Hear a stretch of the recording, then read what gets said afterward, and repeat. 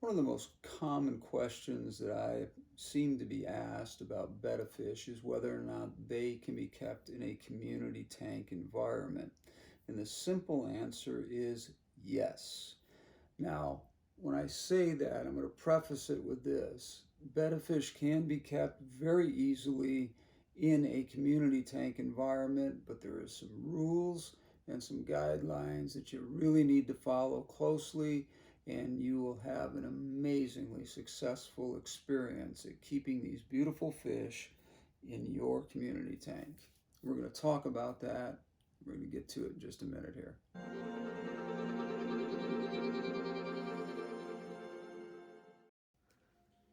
One of the biggest questions that I'm often asked is how successful are you at keeping betta fish in a community tank? I've covered this subject a couple of times before, but I thought I would talk about it one more time because I get questions about this a lot. Now, one of the things that you have to keep in mind that there are rules that will keep you capable of keeping betta fish in an environment that many people think that you cannot. And one of the rules is that you have to have a betta fish that has a personality that is conducive to having other fish around he or she. Now, when I say he or she, female betta fish are obviously more adaptive to the idea of being in a community tank. Male betta fish are known for their fighting qualities and that sort of thing, and can sometimes be problematic. But I have found that if you pick just the right betta fish and you match them in color, this is a very important factor. If you match them in color to the other fish that are in the tank, and I'm not talking about your bottom feeders or your algae eaters and that sort of thing, such as cories or autocinclids or plecos. Those are natural fish that the betta will get along with. I'm talking about fish such as these here, which are bloodfin tetras, that he absolutely has no problem with, and they have no problem with him. So, in order to be successful at this, one of the things that you need to keep in mind is that if you follow a few rules, you're not going to have any issues in keeping betta fish in a community tank. Now, what are the benefits of keeping a betta fish in a community tank? Well, there's obvious things that we don't really think of as being important. Number one, as you can see, as this betta fish comes out here, he is a fish that is going to spend a lot of time sort of bobbing in and out of areas in the tank that are really areas that are hiding spots where he feels comfortable, and at the same time he escapes all the activity of these very, very active bloodfin tetras. But one of the rules that I say about this is I found that there's a specific type of betta, and it's not just the personality, but it's the type of betta, and that would be the Koi Betta. Well, as I said, one of the reasons why I think I've had success with keeping Koi Betta in particular in a community tank is because of that particular species of betta, or that particular breeding of the betta fish, and their coloration, and possibly even the mood or characteristics of their personality that help them to be better community fish. Now, one of the things that I would say to you is if you're going to have a Koi Betta in the tank, think about the types of fish that you're going to put with them. Their coloration, are they very similar to the betta fish in color? That's going to be very important. As you can see with the fish that I have in here, these are bloodfin tetras. Now I also have some autocinclids in here. I have some panda cories. I have a dwarf plecostomus in here. The reason I have those are for obvious reasons. I have them because they're good cleanup crews all the way around. The Coreys are amazing at getting into areas, and they're constant little guys that are looking for any pieces of food that may have escaped in the feeding, and they find it, and they do a fantastic job of keeping the tank clean. So it's important to have them available in a tank like this, just like you would in any other tank. Coreys are not going to have a problem with a betta fish. The betta fish has no desire to pick on a Corey whatsoever. Also, the amount of fish that you keep in the tank, if you keep a number of different kinds of fish in a tank that all do well together and work together as a very positive ecosystem in there, you're also going to find that that's a great distraction for the betta fish, and there's less impact with that fish. Now, as you can see, the coloration on this guy is definitely a red, white, and blue scenario. Now, he's a beautiful fish. It's one of the reasons why I got him. But if you look at the bloodfin tetras in here, you will also notice that the bloodfin tetras have a very similar coloration minus the blue, and I think that's one of the reasons for the success. And the reason why I say that is because this is not the first time, or nor will it be the last time, that I will keep a betta fish in a community tank. I believe that it really comes down to the type of betta fish, meaning the Koi Betta being one of the more successful community betta fish that you're going to find, because they don't have the long fancy tails on them. They don't have the muscular body on them that you find in a lot of different breeds of betta fish, and therefore they become a fish that is a little bit more tolerant of the fish around them. And as I said, if you choose the betta fish based on its coloration and match it to the fish in your tank, you're going to find that those fish are going to get along a lot better.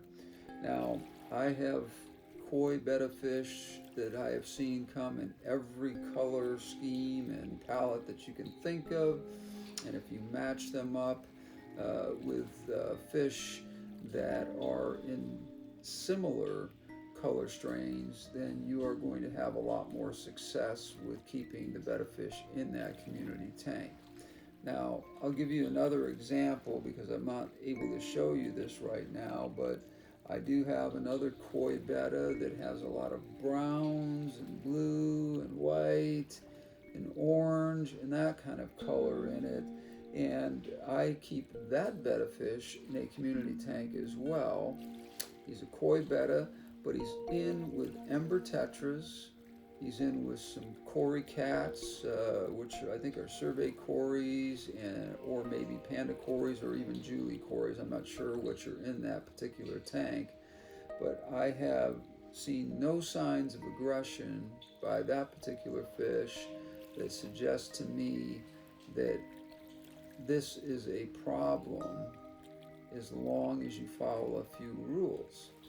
So my success is maybe because I have figured out that the color of the betta fish and the kind of tank that you're keeping them in, and we're going to get to that in a few minutes here, makes it more likely that the fish is going to thrive and do well in a community tank. And I'll tell you, there's nothing better than having a beautiful Corey, or not Corey, a beautiful betta fish in with your community fish and watching them get along, because they just add something that's incredible to that tank that just takes it to a whole nother level. We'll talk about the style of tank and what I think is the best way to design a tank to also give all of those fish that you're putting in that community tank with the betta an opportunity for all of them to have a shared space where they're not fighting As I suggested earlier in this video, coloration and environment, I think, play a key role in your success in keeping betta fish with community fish. Now, what I have found is, as far as tank layout and design, lots of plants, lots of hiding spots, lots of wood and rock where you can get cave type situations going on, or wood that's very much entangled, that has a lot of hiding places in it. Like I said, lots of plants where the fish feels comfortable that they can escape the environment of the other fish in the tank and do very well. Now, the third thing that's really important is in a small tank like this where you only have 5 gallons. That's a lot more than most betta fish get. But adding the tetras and the cories and the autocinclids into the mix really makes you wonder if you're not overdoing the tank as far as the bio load goes. Now, what I would say to you about that is I typically do about a 25%, sometimes 30, 40% water change in every one of my tanks at least once a week. Now, I tell you this only when I'm talking about well-established tanks. That is the other key. Is the tank well-established? Have the fish all been put in there at the same time, with the exception of your scavenger fish like your cories, your algae eaters such as your autocinclids, or your Plecostomus and that sort of thing. They really, really do have a lot of opportunities to find places in the tank to escape when they want to. These fish are being very active right now because I have not fed them today yet. It's about 7 o'clock in the morning where I'm at right now on the Pacific coast of the United States. And so these fish are not ready for me to feed them yet. But anytime you are in front of the tank, as you know, fish are opportunists. They believe that it's feeding time. It doesn't matter how many times you come in here, they'll eat until they bust. But one of the things that I've found that's so important is that when you are keeping these fish in a community environment, and as you'll notice, not one of these fish, other than the tetras, chasing each other around a little bit, and not because they're fighting or anything like that. That's just their nature. Their bloodfin tetra happens to be a very fast-moving tetra, and the betta fish sort of gets overwhelmed by them and doesn't feel it necessary to try and pick on any of them individually. Now, the betta, I notice, has a spot in the very far back of the tank back here where he will disappear sometimes for 2 or 3 hours. And there's nothing wrong with that at all, because betta fish do like to have hiding spots. Now, the flow in this tank is another thing that you need to address. You need to make sure that the flow in your tank is very minimal, not completely knocked down to nothing, because if you're going to have a community tank, you have to have some water flow that's conducive and reflects the personality and environment of all the fish that are involved in that community tank. So many people try to accommodate one particular fish in the tank, and then they kind of screw up the whole thing because they're not really addressing the needs of all the fish. What I have is basically a filtered tank here that has been established for a long time. It's as solid as a rock as far as the bio load in this tank. Like I said, with a quarter to almost a half change of water, which is not a big deal in a tank like this. It takes you literally 5 or 10 minutes. You're going to find that this tank is going to not only be algae free, it is going to not only be harmonious because of the type of fish that you have chosen to put in here with your betta fish, but you also have covered all areas. Now, there are snails in this tank as well. I don't want to leave out any aspect of this tank that might be important for you to understand. I do have snails in here, which are also algae eaters, and as we know, snails are constantly on the move 24/7. They can be fast moving. I use the nearite snails, which I find to be the best in a community tank and also in a well-established tank. You got to be careful not to put the nearite snails in too early, because when you do that, sometimes you're really creating an environment where those fish, or not the fish, but the snails will have some problems because there won't be enough food for them. So make sure when you are adding snails to a tank that you have enough for them to eat, and by the time you're done, you have a very well balanced ecosystem that will thrive with all of these fish living together. Now, this is 5 gallons, as I said, and many people who are in the hobby would tell me that I'm absolutely crazy to do this. The bottom line is that this tank has been set up for almost a year without any incidents whatsoever or loss of fish.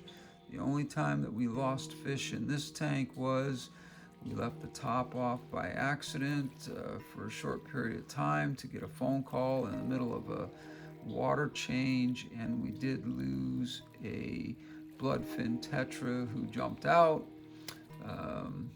I think he was a little suicidal, or he was just thinking that if he had the ability to leap a little bit and get to some food that he thought was at the top of the tank, I think that he just was a little bit too aggressive, and unfortunately, which is sad because I don't like to lose any fish. They're not, they're $2.99 fish, but the bottom line is I don't like to lose any fish because they're all, in my opinion, very precious to me, and I don't like them to lose their lives over me being negligent in some way or another. And like I said, that is the only time in the history of this tank that I've ever lost a single fish, including the cories, the Pleco, and the autocinclids. I think there's 3 or 4 autocinclids in here who are hardly ever even seen because they're just scavenging around, cleaning up any kind of algae they can find.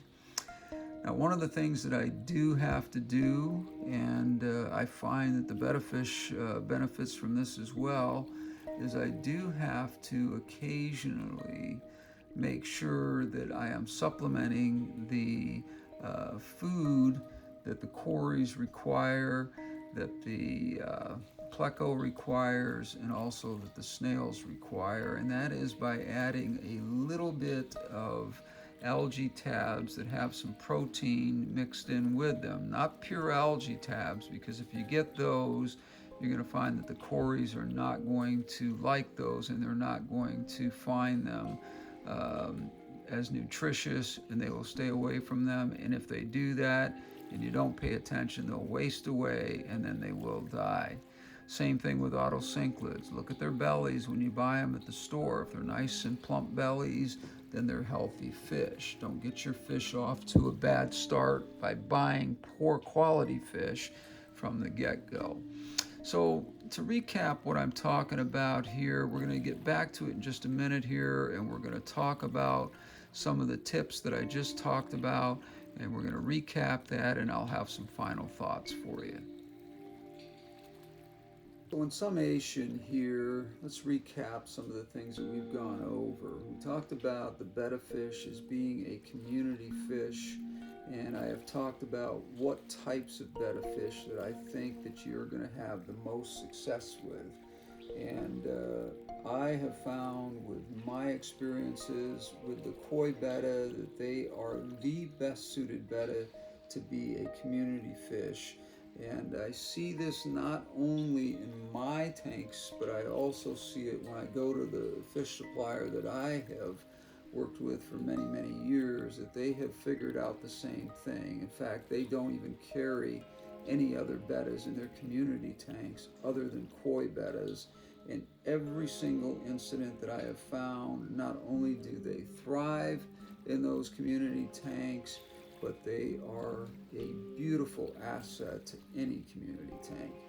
Again, the tips that I want to talk to you about one last time to make sure that we understand what we're talking about here is you can be successful in a 5-gallon tank like this by being extremely diligent about understanding what the requirements of that tank are to be successful.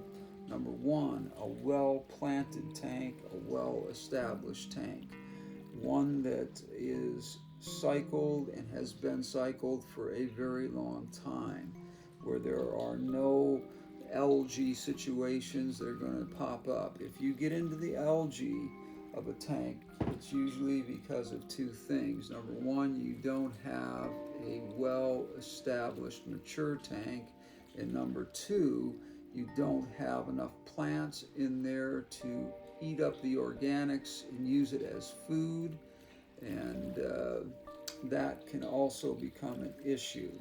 So lots of plants, lots of wood, lots of rocks, lots of places for your fish to move about in the tank and hide when they want to or need to.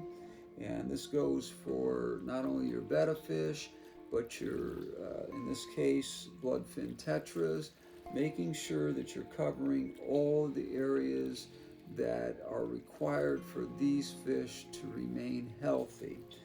Lots of water changes.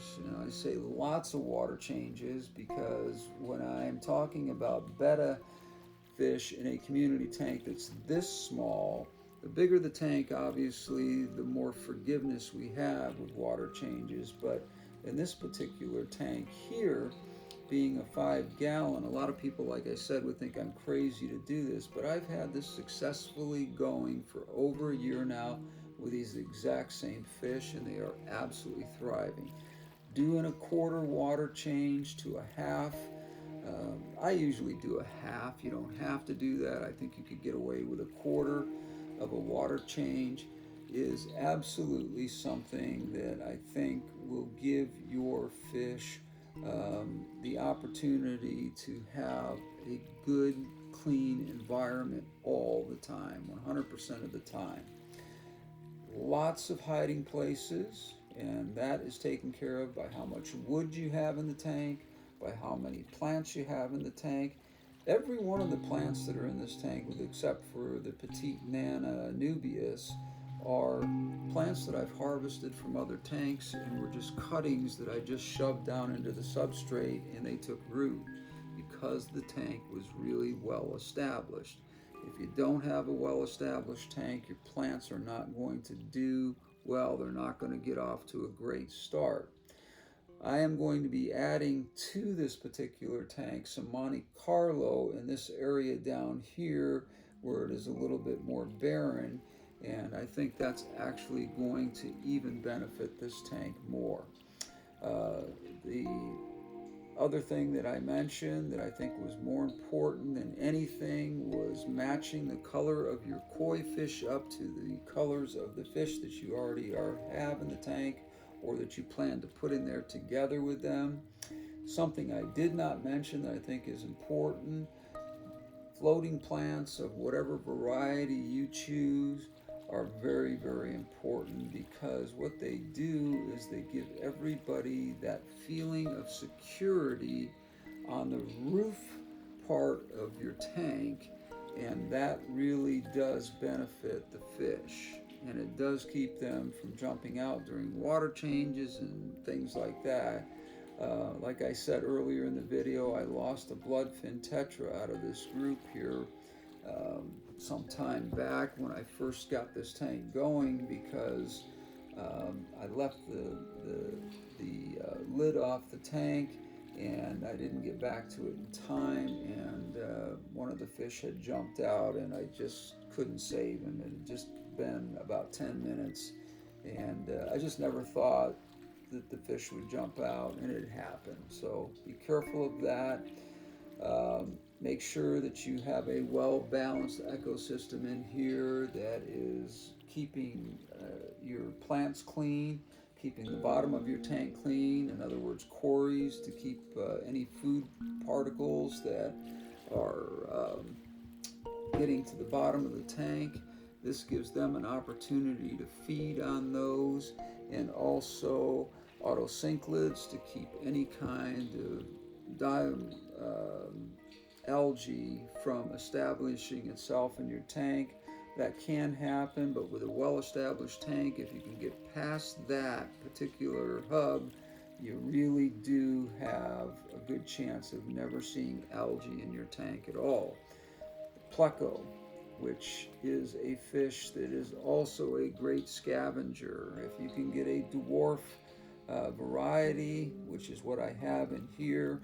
Can't find him right now. He's probably hiding somewhere. He typically does that when I come in the room, because they're always thinking you're going to yank them up out of the tank for whatever reason. But they are constantly going around and cleaning off wood. That's why you find them in wood in the wild. When you find them in the Amazon, they're usually suctioned right up against the bottom of that wood, and it's a great place for them to just hang out and rest, but at the same time to find a good source of algae or other kinds of slime that might be on the wood or the rocks or the plants that they thrive off from. So in summation, yes, you can keep betta fish in a community tank, and you can not only keep them, but you can have one of the most beautiful and exciting tanks of all the tanks that you may have in your whole hobby. This tank is a beautiful little tank. Now I've got a little work to do down here because I do have a little bit of brown along the edge of this. And the reason why that happens is that rock is a little bit too close to the glass, and it creates an environment for it's not even necessarily algae. It's really just some discoloration from the leaching of the substrate and that sort of thing. But that's something you can easily take care of by just putting a credit card down in there and scraping that off the glass, and it's gone. Let it float in your tank and let your algae eaters have a good snack off it. There's not much here, so cleaning it up is not a big, huge problem. Anyways, thank you for joining me today.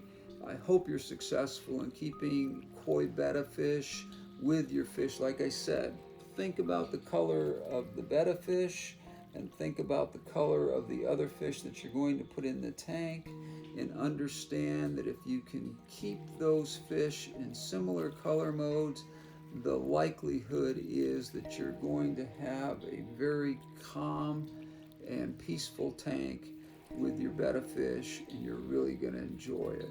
Like I said, hit the like button, hit the subscribe button, and leave me comments. I love the comments, because anything I'm saying here, if you disagree with it, you can say so, or if you have another question that I didn't cover, I'm glad to do that.